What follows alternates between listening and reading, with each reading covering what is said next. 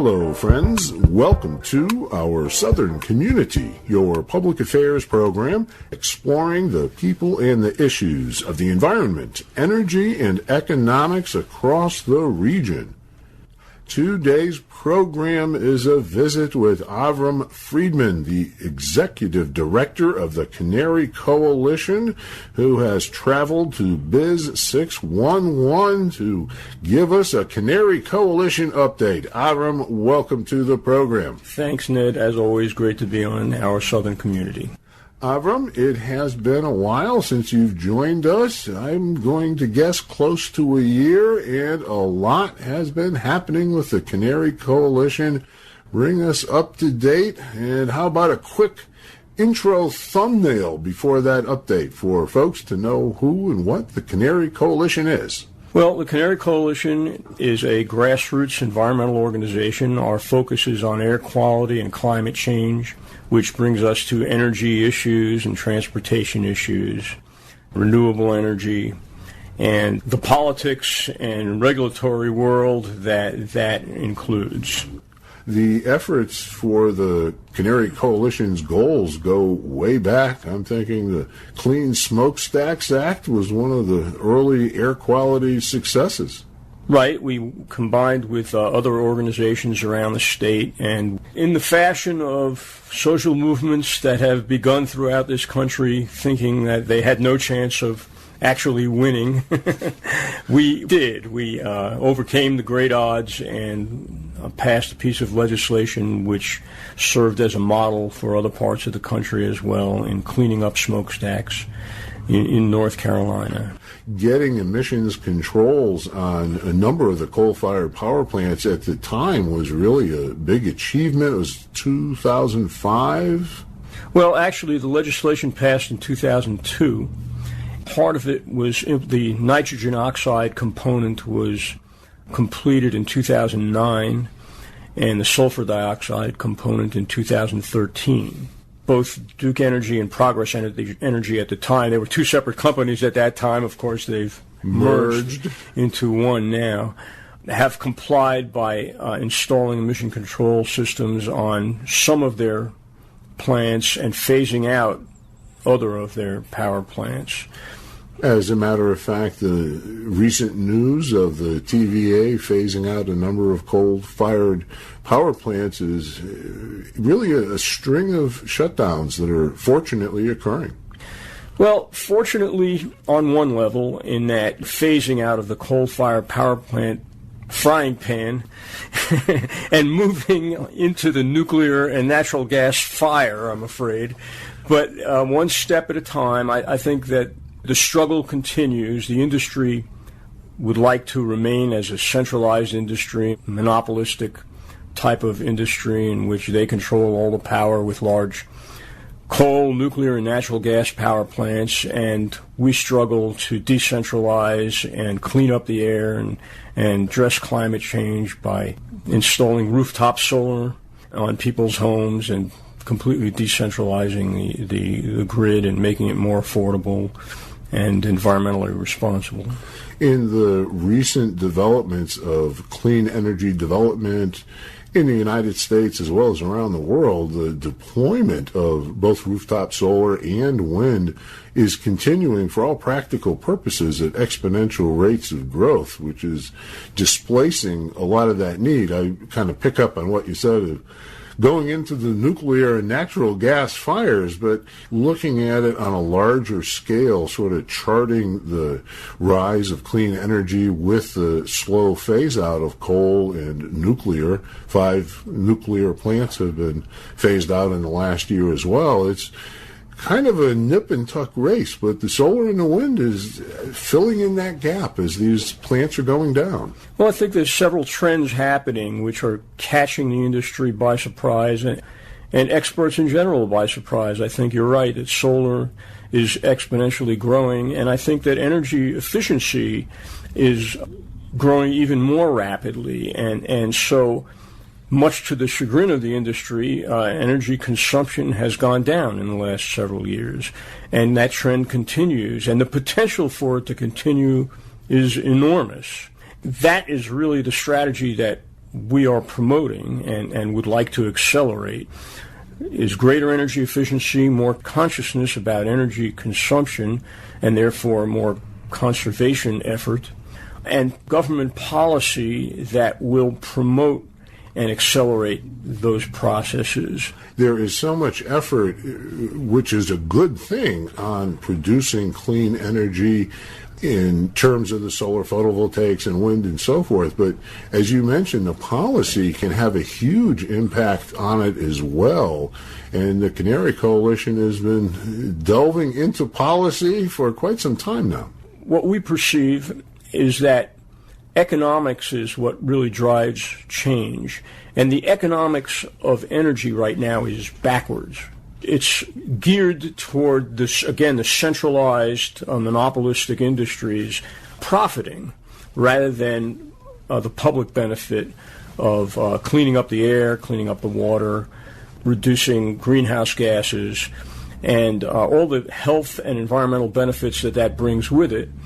And we are promoting right now, and have been in the last several North Carolina legislative sessions, is the Efficient and Affordable Energy Rates Bill. In its current incarnation, it's House Bill 401, which has 15 legislative sponsors.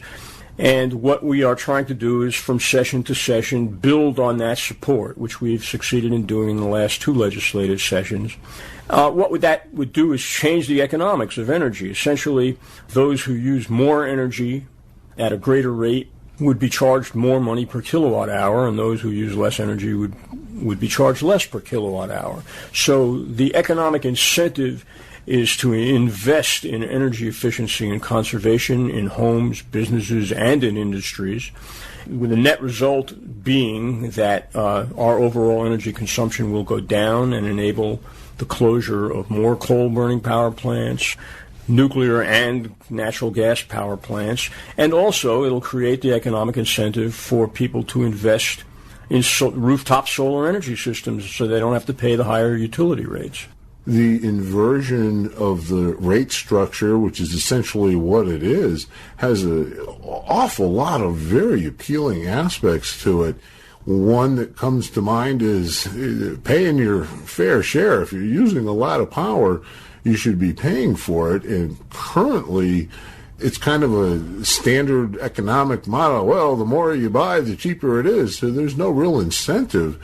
While at the same time, at the other end of the spectrum, the bills that people are paying for electricity at the lower end of the income scale are getting hard hit. Reversing it would, in a manner of speaking, saying, well, the first couple of dozen kilowatt hours are on the house, and the more you use, the more you pay. Right. But that really provides an economic incentive and a benefit for low-income folks. And the bill goes beyond that, too, because it actually offers an enablement, an economic enablement. It creates an energy efficiency bank that is administered through the monthly utility bill. And so you don't notice it as an extra bill, but if you borrow money at a very low interest rate through this new energy efficiency bank, which is only there to provide low interest loans for energy efficiency projects, you will see on a monthly basis from day one a lower energy bill, including the monthly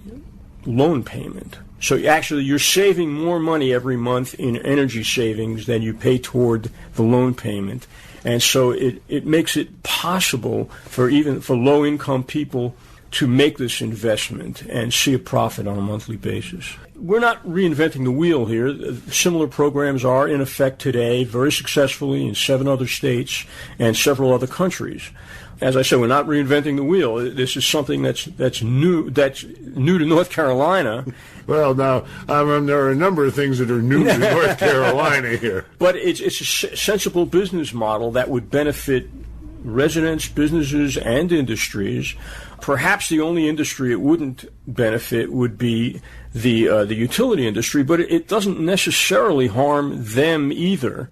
It's just a matter of adapting to a new business model that they're not used to. And so, of course, we're meeting resistance because they're making money hand over fist the way it is now. Well, which is part of the problem. The whole incentive is sell more power, right, make more money, and that's very simplistic. But a rate restructuring of this nature, inverting it, it seems as though it could fairly easily be revenue neutral just by your switching the top to the bottom and bottom to the top. And it is, in essence, revenue neutral, because the bill that we're promoting still guarantees the utility industry a fair rate of return on all capital investments, just as their current government policy does now. They're still a regulated industry, and they're still guaranteed a fair rate of investment. But the rates would have to be adjusted up and down to make sure that they get fairly compensated for their work. But what the long-term effect of this is a downsizing of the industry. So, yes, they're still getting a 10% or 11 or 12% rate of return on their capital investments, but their capital investments will be decreased because they're not going to be building new power plants anymore. In fact, they'll be tearing down old power plants. And so what will happen is that they have less of a cost of operation. So the percentage of profit will be the same that they're achieving now, but the volume of the profit may go down as energy use goes down. Avram, the rate restructuring proposal that is pretty effective in a number of other states, it also offers an opportunity to the utility companies to start phasing into a focus on the distribution aspect, not just the generation aspect of their current economic model, so that there ought to be some way in that structure that they can make a profit on the distribution of the energy. It's the generation of the power is where virtually all environmental activists have a problem. The distribution part is the solution. Yeah, I think that the centralized utility industry will always have a role to play, in supplying energy to the grid and to American citizens. But that role will change, and there'll be a lot of adaptations that have to be made. Certainly distribution is an important point. Not every home is situated in a way that it can take advantage of solar energy or wind energy.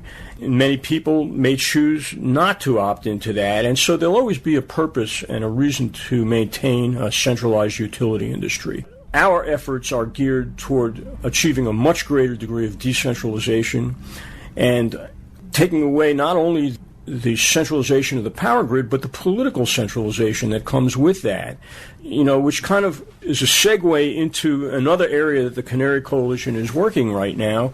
At every turn, we have met stiff resistance from this enormous utility industry in Duke Energy in North Carolina, and they wield an enormous amount of political power. That's not unique to North Carolina. It's not unique to the utility industry, but it is certainly a truth about the utility industry. Because of the political campaign contributions that they are allowed to make, they have virtual control over all the regulatory agencies and the legislative process that deals with utility matters in North Carolina. That's extremely undemocratic, and it's also extremely difficult to make progress based on public benefit rather than on corporate profit. Well, Avram, there are some people who say that corporations are people and that money is free speech. Could that play into this somehow? Absolutely, and that the Supreme Court has said that. There's a series of Supreme Court decisions dating back to the 1860s which have led up to that. The Canary Coalition has therefore become very deeply involved in the move to amend movement in North Carolina and in the United States. And some people have frankly asked us, well, aren't you getting far afield from the environmental issues that the Canary Coalition came into being to address? And the answer is no. The process that we've followed has led us into that battle. Because Duke Energy is so powerful, and it's because of its campaign contributions, legislators are afraid to confront Duke Energy on policy that differ from what the corporation's policies are. We've found that Move to Amend, which is a national organization that is advocating for the 28th Amendment of the Constitution, would overturn the Citizens United decision and ban corporate personhood, which defines corporations as people and defined money as a form of speech that cannot be regulated for the purpose of limiting corporate campaign contributions. It's essential for, in our view, for the entire environmental community to get involved in this battle, because until we can overcome that influence, significant changes in public policy, which will lead to real reform that allow us to address climate change, preserve water quality, preserve almost every environmental aspect and battle that we've been waging as a community, will not be able to be addressed until we can overcome this enormous corporate political power. What's very promising about this movement, the movement to amend the Constitution, is that it brings in almost every progressive social cause that exists today in today's political world. If your issue is civil rights, if your issue is of voting reform, if your issue is labor union building or labor union rights or women's rights, promoting rights for the elderly or for low-income people, all of these issues come together in that they're fighting against corporate power that is preventing social progress on these issues. And so the potential is there for building a tremendous movement nationwide over the passage of the 28th Amendment of the Constitution. And that's the movement that we've joined on this issue. The idea of having unlimited money in politics, the idea of the majority of it being secret money. There's been all sorts of stories about the dark groups funding the dark groups, funding the dark groups to hide the background. So it really is something that it impacts everyone in the country to have money talking. It's always been a problem in politics. So anybody listening, this is not a new problem, but it's as close as you get to the worst conceivable scenario of money in politics. Yes. Corporations are not people. And in North Carolina, we're carrying the brunt of this issue right now. We have several forces at work, and we have Duke Energy on energy and environmental issues has been a big stone wall in terms of progress. But we also have many social issues that are being affected by the money that Art Pope and his front organizations, Civitas and Jobs North Carolina, or some acronym that equals that, have poured millions of dollars into controlling and winning the state legislature into what we have now, in which people who are in need of Medicaid are being denied Medicaid that would have not cost North Carolina any money, because the current leadership in the state legislature is philosophically opposed to Medicaid and is refusing federal Medicaid money. People who are unemployed are not getting unemployment checks anymore because they've refused federal money for that. There's so many issues. Our voting rights, are going down the drain. Voter ID laws, which is the voter ID part, is the least of it. I mean, the fact that early voting is being shortened, precincts are being closed, is making it more difficult for students to vote.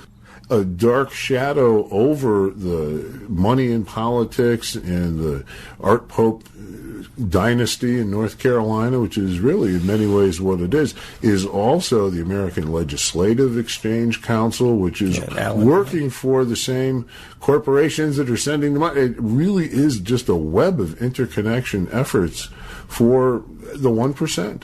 It is, absolutely. And so I think it's important for everybody to get involved in this issue of the 28th Amendment to prohibit, or at least to allow governments to regulate corporate political spending, to level the playing field more so that it's, once again, one man, one person, one vote.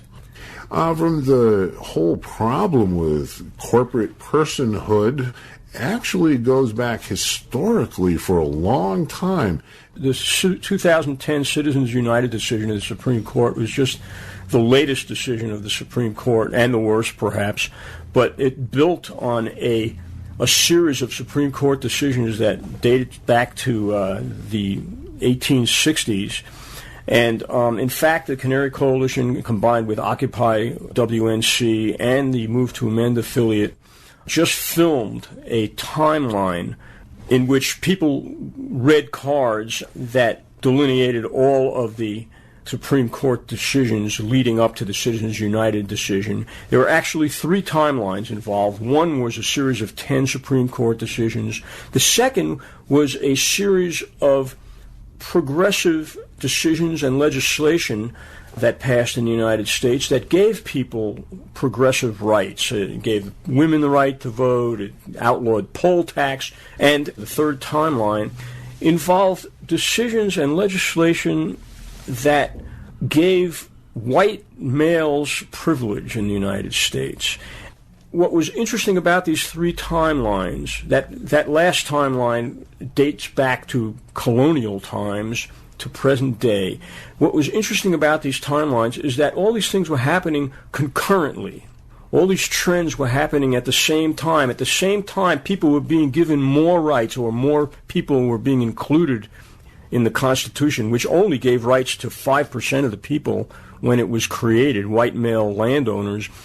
Eventually included women, eventually included ex-slaves, eventually included indigenous people.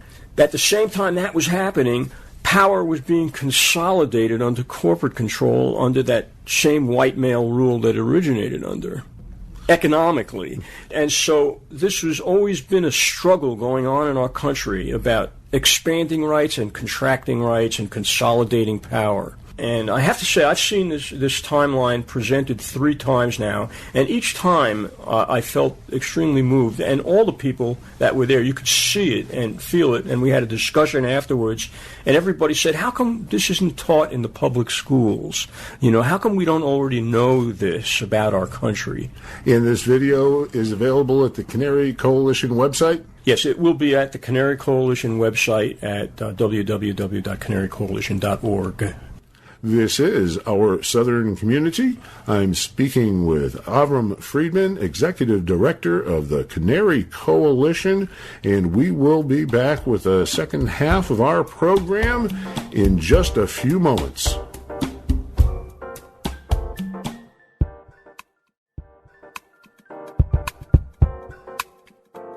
We are back for the second half of our conversation with Avram Friedman, Executive Director of the Canary Coalition. Avram, the work that the Canary Coalition has been doing on the issues we've discussed, and I happen to know even more, one of the aspects that it seems that has been very, very effective is your video approach to sharing this information with the public. Yeah, we have what's called our Real News Project, and it developed because very often, you know, we would put on an event, demonstration, a forum, a debate. We'd invite the news media to come, and either nobody came or one member of the news media came. And, you know, we would work for months to organize this event and put our very limited nonprofit resources into that. And the event would come and go, and it wouldn't get any coverage, or very little coverage.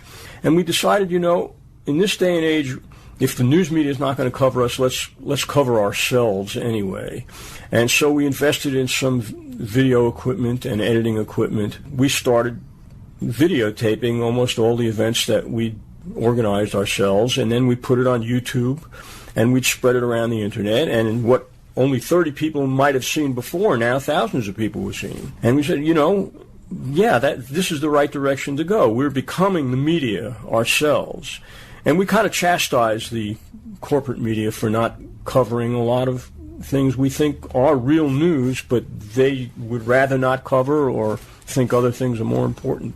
Well, the whole aspect of information sharing is one of the central tenets of activism, making changes, social justice, and with the situation today in terms of accessibility to the internet and video and so on, it just makes sense.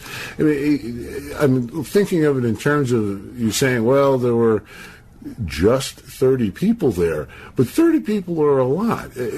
Having actual bodies there, I mean, there's still that value, but it precludes so many people that couldn't drive there, it was too far. I mean, all these other reasons, so that... Or that didn't even hear about it and didn't know about it. Right. That lack of publicity. Right. And the archives, the Canary Coalition, and you put together are really quite the resource. Well, they are. It's a historical resource. I mean, it's an archive of historical events that don't exist anywhere else.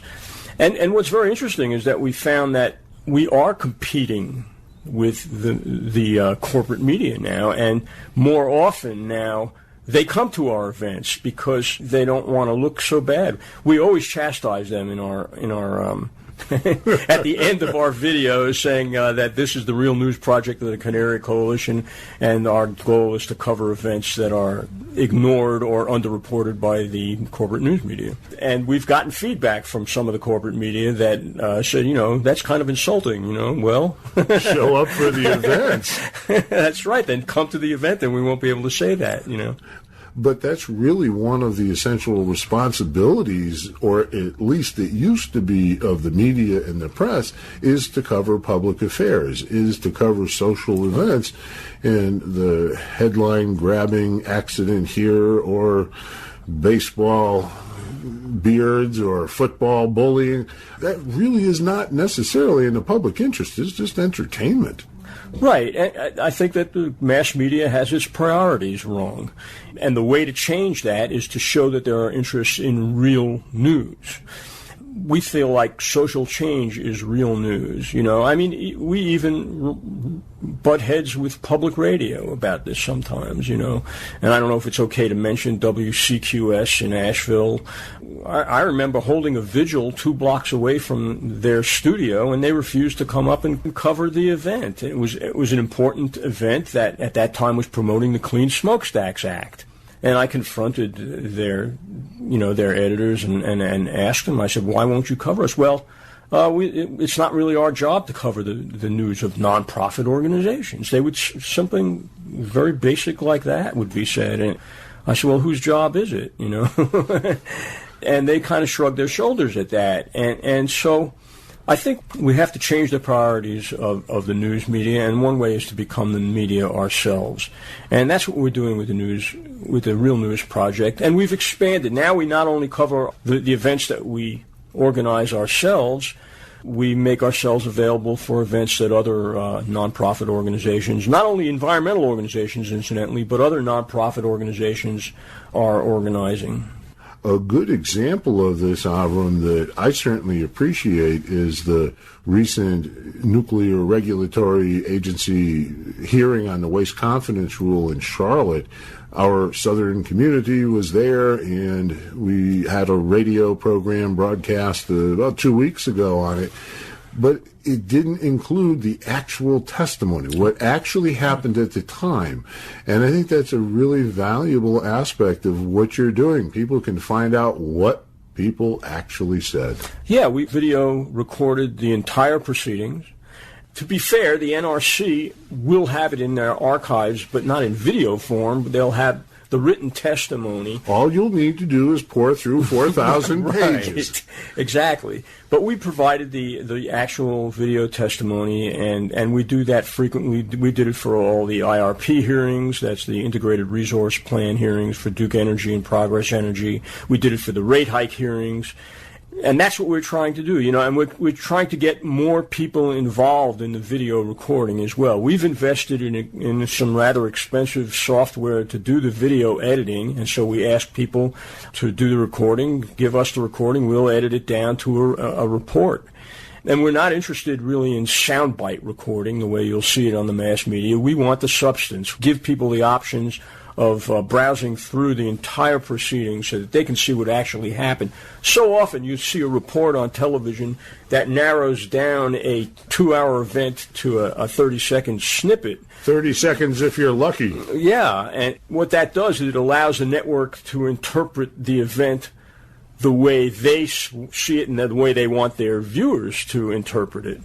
And what we do is we, again, record the entire event and let people judge for themselves what happened, see what the speakers had to say, listen to the music that was played, and get a flavor of what happened. The Moral Monday event that happened in Asheville is a typical example. That was tremendous. That was just so moving. And everybody who got involved remained involved and wanted to do more. And you wouldn't get that, I think, if you just watched the WLOS report on it, for instance, or even the public radio report on that. But if you go to the Canary Coalition, you'll see the whole thing, and you'll get it. There might be a little bit of a vision for some people that it's C-SPAN or the Congressional Television Network just watching people talk, but you're doing a lot more with this video in the Canary Coalition as well, as opposed to recording hearings and events of this nature. Others have realized that we are providing a significant resource to the community, especially to the nonprofit community. And, we've been striving to become more economically independent as an organization, because relying on grant money and individual donations is tricky in this day and age. It's difficult to operate full tilt if you're not properly funded. And so what we're doing is offering our video services to other nonprofit organizations to help them get their words out as well, if it's something that's compatible with our goals as well. For instance, in Dillsboro, which is about a mile away from our office, our main office, a new organization called the Dogwood Insight Center has started up. And what they are is alternative medicine practitioners. There's an acupuncturist and then an herbologist, and there's also a PhD who's an oncologist. They're donating money to the Canary Coalition in exchange for our videotaping their seminars that we will be broadcasting widely. And other organizations, the Blue Ridge Environmental Defense League has hired us in the past to video a demonstration on fracking that they were doing in Marion during the summer. When Helen Caldecott came to speak in Asheville, we covered her entire speech. That's had a tremendous amount of number of hits. That's one of the best ones that we've done. When Bill McKibben came to speak in Asheville, we video recorded him. He wore our microphone at the podium. I got to meet him and interview him as well. We're helping our own cause. We're helping to finance ourselves and build an independent economic basis for our organization to be ongoing. Avram, all these videos are available at your website? They are, canarycoalition.org. Avram, it's hard to make ends meet in the nonprofit world. What's the fundraising situation for the Canary Coalition overall these days? Well, we are struggling financially. We have a goal. We're setting a goal of raising $50,000 right now. We're in the middle of a fundraising drive to carry us through the next 6 months or so. But, the Canary Coalition, it's particularly difficult for us to raise money because we have principles about who we'll take money from. We are very careful not to take money from grant foundations or organizations that are connected to polluting industries. Many of the grant foundations in North Carolina are funded by Duke Energy and other polluting industries. And we won't take money from them because we have found, and we know historically, that groups that do take money from such sources inevitably compromise their principles and have to curb what they are promoting and asking for in order not to offend the people who are giving them money. And we don't want to put ourselves in that position. So we have, up until now, have strictly operated on discretionary donations from our membership and from large donors who have willingly and voluntarily donated money to the Canary Coalition because they like what we're doing and not because they're trying to influence our agenda. And that is the principle that we will continue to operate on. We have always struggled, and we will continue to struggle to survive in that way. The video project is one way that we're becoming more and more independent. We have a cookie project. We have 3 bakeries, one in the Asheville area, one in Silva, one in Whittier, West End Bakery, the Mad Batter Bakery, and Little Harvey's Bakery in Whittier that are baking chocolate chip cookies for us, and if you go and buy them, the Canary Coalition gets 50 cents from each cookie that is sold, and believe it or not, we have made thousands of dollars in cookies over... Who doesn't like cookies ripped from the pages of the Girl Scouts fundraising? And the chocolate chip cookies that the West End Bakery makes are made using locally grown ingredients, including locally grown or organic North Carolina wheat, eggs that are made from locally grown hens, etc. It certainly sounds like there's a case to be made for feeling guilty if you don't eat some cookies. Yes. Go out and treat yourself to a chocolate chip cookie at the West End Bakery or the Mad Batter Bakery or Little Harvey's in Whittier. We have an ongoing phone-a-thon going on, so don't be surprised if you get a call from one of our board members or volunteers asking you to donate, or in many cases donate again, to the Canary Coalition. With many folks that are members of the Canary Coalition already, that's a good base, but there are a lot of folks out there, I think, that really would donate given the opportunity. How long will the phone campaign last? Well, it's undetermined at this time, probably until we achieve our goal. Well, that could be January, February, maybe the end of December with a little generosity of the spirit, because that really is a very conservative goal. Considering all the work the Canary Coalition does, that's not a lot of money. Well, it's a lot of money for us, and we certainly would accept more money if it came our way and expand our operation and run, on all cylinders if we could. We are a grassroots organization. Nobody's trying to get rich. We're just trying to operate. We have a small staff to pay, and we have phone bills and office rent to pay, and etc. Perhaps in terms of enticing some listeners to become members of the Canary Coalition and or contribute, what are some of the projects and goals for 2014? Perhaps they'd like to contribute to what's about to happen as opposed to what already has. Okay. Well, our goal is to increase the number of sponsors for House Bill 401, which is the Efficient and Affordable Energy Rates Bill. We'll be doing some lobbying on that, and we'll be just talking to legislators and talking to the news media and to the public and trying to build support for that. Certainly expanding our Real News project. There is new equipment we need to buy to speed up the process of editing. We need to invest in more video equipment, and we need to upgrade our video editing software. And then there are the costs just for the website and having the videos available. I mean, all these things add up. They do, and many people have told us we really need to upgrade our website. We're still using Microsoft Front Page to edit our website, and that program doesn't even exist anymore outside of my computer, I don't think. And well, there may be some archival antique value to it, a fundraiser. Right, but we need to invest in not only new software, but in somebody who knows how to use it and teach us how to use it. Something else we're doing to raise money is we're organizing a race for May 26th. That those athletes out there who are concerned about breathing clean air might consider running in. Is this a successor or descendant from the Relay for Clean Air that was so successful for years? Well, we'll certainly draw on the experience of the Relay for Clean Air, but no, this is a totally different event. The Relay for Clean Air involved runners and bike riders and walkers on the Blue Ridge Parkway for 100 miles from Klingman's Dome to Asheville, and in a 24-hour period. This will be more of a conventional race. This will only be runners, and there are actually two options for the race. I think there's a 5K and a 3K race, and you have to sign up for it and raise money for the Canary Coalition. Essentially. Where will it start and where will it end? It will start and end in Silva. And I will be willing to guess folks could get more information about this race at the website as well. They could.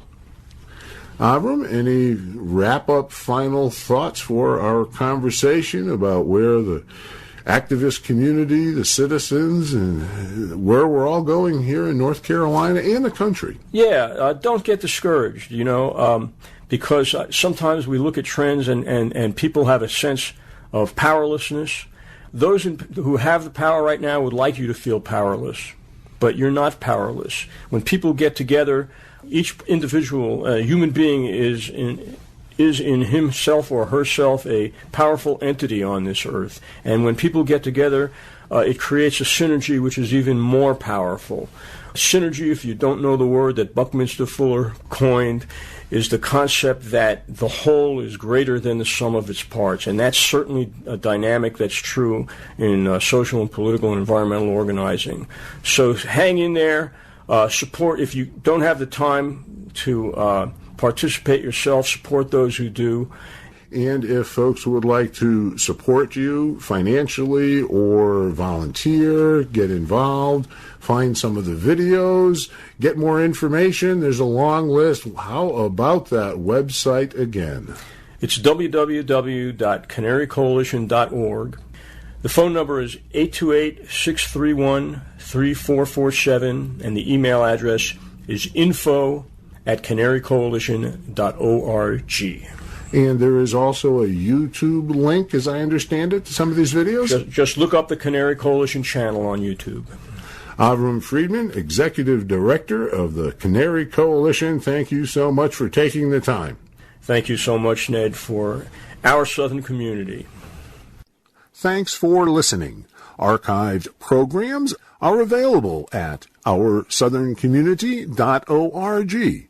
Your comments, criticisms, and suggestions for programming are encouraged at info@OurSouthernCommunity. You can also register for free workshops in the Our Solar Community Energy Project. I'm your host, Ned Ryan Doyle. Thanks for joining us, and have a great week.